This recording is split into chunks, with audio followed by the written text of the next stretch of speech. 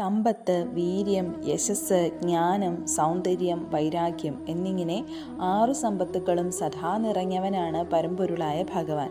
ഭഗവാന്റെ ലീലകളെക്കുറിച്ചു കേട്ടാൽ തന്നെ ഹൃദയത്തിൽ അടിഞ്ഞുകൂടിയിരിക്കുന്ന ഭൗതിക മാലിന്യങ്ങളുടെ പൊടിപടലം തൽക്ഷണം ഒഴിഞ്ഞുപോയി ഹൃദയം നിർമ്മലമായിത്തീരും. ഹരേ കൃഷ്ണ. ഭാഗവത കഥകൾ തുടരുന്നു. ഗോകുലത്തിൽ കണ്ണൻ്റെ പിറന്നാൾ ആഘോഷം നടക്കുന്നു. ഗോകുലത്തിലുള്ള സകലരും നന്ദഗൃഹത്തിൽ ഒത്തുകൂടി.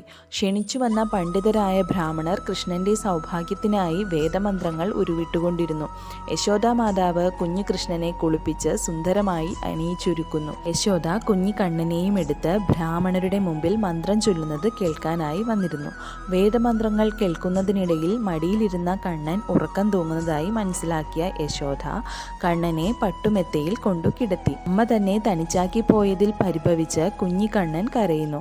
കണ്ണൻ കരയുന്നത് കേട്ട് യശോദാ മാതാവ് കണ്ണനെ വന്ന് എടുക്കുന്നു. ബ്രാഹ്മണർ ഈ സമയമത്രയും ഋക്, യജുർ, സാമവേദങ്ങൾ ഉരുവിട്ടുകൊണ്ടിരുന്നു. ബ്രാഹ്മണർ വേദമന്ത്രങ്ങൾ ചൊല്ലി പൂർത്തിയാക്കിയപ്പോൾ നന്ദമഹാരാജാവ് അവർക്ക് അളവറ്റ ധാന്യങ്ങളും പശുക്കളെയും ദാനം ചെയ്തു. ചടങ്ങുകൾക്കു ശേഷം ഒരു ദിവസം യശോദാമാതാവ് കുഞ്ഞിനെ മടിയിൽ കിടത്തി താലോലിക്കുകയായിരുന്നു. പെട്ടെന്ന് കുഞ്ഞിൻ്റെ ഭാരം വർദ്ധിക്കുന്നതായി തോന്നി. താങ്ങാനാവാത്ത വിധം ഭാരം വർദ്ധിച്ചപ്പോൾ യശോദാമാതാവ് കുഞ്ഞിനെ തറയിൽ നിർത്തി. യശോദ വീട്ടുജോലികളിൽ മുഴുകുകയും ചെയ്തു. അപ്പോൾ കംസന്റെ നിർദ്ദേശമനുസരിച്ച് കിങ്കരന്മാരിൽ ഒരുവനായ തൃണാവർത്തൻ അവിടെ എത്തിച്ചേരുന്നു. അവൻ കുട്ടിയെ തോളിലേറ്റിക്കൊണ്ട് വൃന്ദാവനത്തിലെമ്പാടും പൊടിപടലം പറത്തുന്ന ഒരു കൊടുങ്കാറ്റ് സൃഷ്ടിച്ചു. വൃന്ദാവനം മുഴുവൻ പൊടിപടലങ്ങൾ വീശിയടിച്ചു. ആർക്കും ഒന്നും കാണാൻ വയ്യാതായി.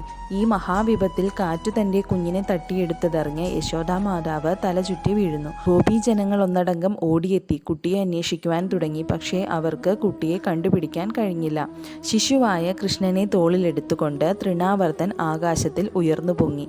എന്നാൽ കൂടുതൽ വേഗത്തിൽ ഗതി തുടരാൻ വയ്യാത്ത മട്ടിൽ കുട്ടിയുടെ ഭാരം പെട്ടെന്ന് വർദ്ധിക്കുന്നു. ആ കുഞ്ഞിന് ഒരു പർവ്വതത്തിന്റെ ഭാരമുള്ളതുപോലെ തൃണാവർത്തന് തോന്നി. കൃഷ്ണന്റെ ഭാരം അതിവേഗം വർദ്ധിച്ചതിന്റെ ഫലമായി അസുരന്റെ ഗതി താഴോട്ടായി. കൃഷ്ണൻ അവന്റെ കഴുത്തിൽ പിടികൂടി. അവൻ കുഞ്ഞിന്റെ പിടിയിൽ നിന്ന് കുതറി ചാടാൻ ശ്രമിച്ചു. പക്ഷേ സാധിച്ചില്ല. അവന്റെ കണ്ണുകൾ പുറത്തേക്ക് തള്ളി ഭീകരമായി അലറിക്കൊണ്ട് അവൻ വൃന്ദാവനത്തിന്റെ മണ്ണിൽ വീണു മൃതിയടഞ്ഞു.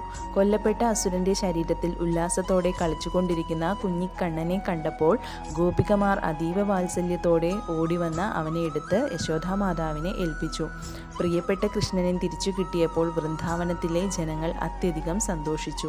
കുഞ്ഞിനെ തട്ടിക്കൊണ്ടുപോയ അസുരൻ ചത്തതു കണ്ട് അവർക്ക് അത്ഭുതം തോന്നുന്നു. ഇത്തരം അത്ഭുത സംഭവങ്ങൾ കണ്ട നന്ദമഹാരാജാവ് വസുദേവരുടെ വാക്കുകളെക്കുറിച്ച് വീണ്ടും വീണ്ടും ചിന്തിച്ചുപോയി.